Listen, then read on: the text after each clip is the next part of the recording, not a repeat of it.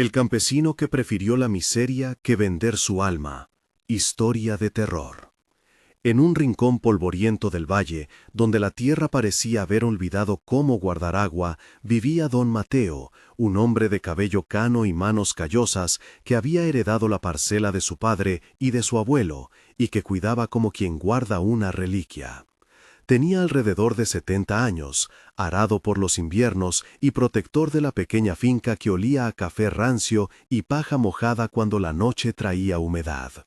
Su esposa, María, cosía camisas en la penumbra de la cocina y a veces tarareaba canciones antiguas para acallar la incertidumbre. Y su nieto Juan, un muchacho de 17 años con los dedos siempre manchados de barro, soñaba con salir de la sequía que apretaba la garganta del pueblo. La cosecha había fallado desde hacía 3 temporadas, el pozo disminuía y el ganado se había quedado flaco como fantasmas. Las cuentas se acumulaban sobre la mesa de madera, y en las esquinas del pueblo los murmullos decían nombres de quienes venderían la tierra por cualquier alivio. En una tarde en que el viento raspaba la lona del granero y el olor del heno seco se mezclaba con el humo del fuego que calentaba el café, apareció en la entrada de la finca un hombre con traje oscuro, zapatos que brillaban a pesar del polvo y un maletín que no parecía pertenecer a aquel terreno. Caminó hasta la puerta, quitó el sombrero y dijo con voz templada: «Señor Mateo, tengo una oferta que resolverá todo esto». Don Mateo lo miró y con la calma de quien conoce la paciencia de la tierra, respondió: «No vendo lo que traje de mis padres». El hombre sonrió como si guardase una llave. No es solo dinero ahora, es seguridad, es riqueza para su familia, es avenir. María en la cocina dejó de comer y asomó la cabeza. Juan salió del corral secándose las manos en el pantalón. El extraño nombró cifras y promesas, habló de cuentas en banco que podrían cambiar la cara de la casa, ofreció trenes de sacos de alimento y un tractor que parecía relucir en las palabras. «Con esto podrías pagar la escuela de Juan», dijo con tono persuasivo. Juan adelantó el paso y preguntó con dureza: «¿Y qué pide a cambio?». El hombre inclinó la cabeza y dijo algo que sonó a broma y a amenaza: «Solo una firma, solo una promesa que nadie hará daño a su memoria. Confíe, don Mateo». Don Mateo golpeó la mesa con la palma, cerró los ojos y replicó: «Mi tierra no tiene precio. Si la vendo, no sé qué quedaría de nosotros».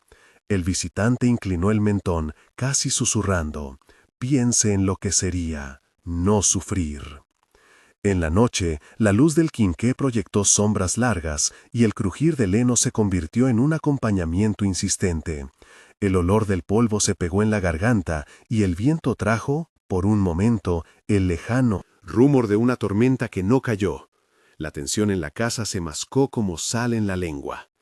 ¿Qué hacer cuando la única salida parece pasar por renunciar a aquello que ata a varios a un mismo nombre?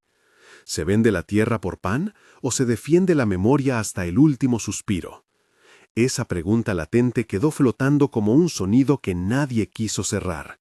La discusión en la cocina subió de tono. María dijo con voz quebrada: «Mateo, tenemos que pensar. Juan necesita comer, el pozo se seca y la gente ya habla». Don Mateo respondió: «Sé lo que se dice, María. Prefiero la miseria honesta a la mentira que compra todo». Juan, impaciente, se acercó. «Abuelo, ¿y si nos vamos? Vender para empezar de nuevo, comprar otra tierra con agua». Don Mateo negó con la cabeza: «No quiero arrancar la historia de mis manos para dársela a otro». El extraño se adelantó: «No se trata de arrancar, se trata de elegir vivir». Juan replicó: «Elegir dejar todo por un maletín no es elegir, es rendirse». El desconocido sonrió y ofreció otro argumento, más suave: «Hay caminos, contratos, garantías. Nadie perderá su casa si acepta». María, con los ojos húmedos, dijo: «¿Y la familia? ¿El pueblo? ¿Qué decimos a quienes nos miran con pena?». El hombre respondió: «Lo que quieran decir. Lo que importa es que comerán, que tendrán futuro». Las voces se mezclaron con el sonido del tamborileo de la lluvia que tantos esperaban y que no llegaba. En el aire estaba la sensación de que algo más que un trato económico flotaba en la oferta, una sombra detrás de la sonrisa perfecta. El debate subió hasta que Juan, visiblemente irritado, dijo: «Si no acepta, me voy. Buscaré trabajo donde quieran a un joven que se esfuerce». Don Mateo miró a Juan con orgullo y pena y dijo: «Si te vas, no volverás a ver lo que fuimos». Juan recogió su mochila, su silencio llenó la casa, y salió por la puerta dejando una estela de polvo. Esa noche, mientras la oscuridad envolvía la parcela y el sonido de grillos se confundía con el latido de los corazones, don Mateo fue a la puerta y, sin esconder su decisión, dijo al hombre de traje: «No firmo». El hombre sonrió de nuevo, como quien ha visto muchas negativas y aún así considera su oferta intacta. Esté seguro de su elección, no todos resisten. El extraño se fue por el camino sin mirar atrás, y el olor a humo de la chimenea pareció contener la respiración. Poco después, Juan partió hacia la ciudad, sin más promesa que la propia voluntad. En la plaza del pueblo, don Pedro, el herrero, y Ana, la vecina que trabajaba en la hostería, se reunían entre susurros. Mateo, el maestro, habló de lo que había escuchado, y Sara, la vendedora del mercado, añadió que el mismo hombre había pasado por otras fincas ofreciendo soluciones. Al poco tiempo, se supo que el vecino Rosendo, hombre de tierra amplia y risa fácil, había aceptado una oferta y su parcela floreció de manera inexplicable. Brotaron cultivos fuera de estación, el establo se llenó de terneros y en su casa aparecieron muebles nuevos. Los rumores crecieron. «Rosendo hizo un trato», dijo el panadero Ramiro. «Lo vi firmar algo con una tinta que olía a metálico», comentó Marta la maestra. La curiosidad empujó a Juan, que buscaba fortuna en la ciudad, a volver una noche para ver el milagro con sus propios ojos.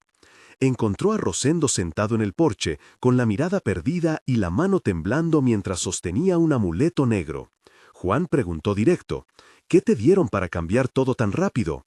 Rosendo negó y tartamudeó: «Nada que no mereciera». Juan insistió y Rosendo, acorralado por el peso de su propia conciencia, empezó a confesar en voz baja: «Me prometieron lluvia y dinero. Firmé porque no soportaba ver a mis hijos pasar hambre». Juan lo miró con mezcla de compasión y horror. «¿Pagaste algo más?». Rosendo cerró los ojos y dijo: «Sí. Dicen que uno no entrega solo documentos. Entregué pedazos de noches, olvidé nombres propios, y a veces el espejo no me devuelve la cara que era». El relato olía a misterio y a miedo, y la brisa nocturna traía el aroma de la tierra húmeda mezclada con un dejo metálico que nadie supo explicar. En la comunidad se formó la duda y el pánico.